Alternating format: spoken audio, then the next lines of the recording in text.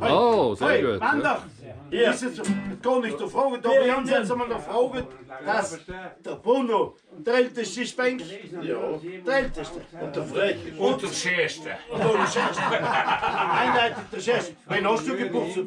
Ja. 18. September. Alba, du nicht lang.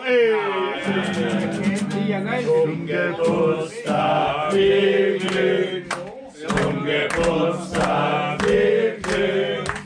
Zum Geburtstag, lieber Bruno. Zum Geburtstag viel Glück. Hoch soll er leben, hoch soll er leben. Dreimal hoch. A Runde wird er geben, a Runde wird er geben. Dreimal hoch. Und das nicht nur zur Sommerzeit, nein auch im Winter, wenn es schneit. Hoch soll er leben, hoch soll er leben. Dreimal hoch. Bravo! Und der Sock. Helfen bin ich 82 Jahre. 82 Jahre. Jetzt wird er Paul natürlich auch noch. Wie alt bist du? 82. Auch sagen wir 72. Zum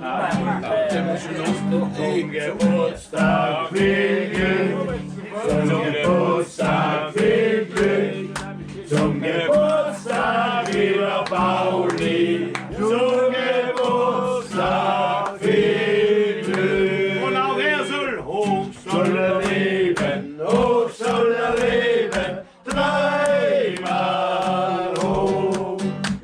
A Runde wird er geben, a Runde wird er geben, dreimal hoch. Und das nicht nur Zur Sommerzeit, nein auch im Winter, wenn es schneit. Und hoch soll er leben, hoch soll er leben, dreimal hoch.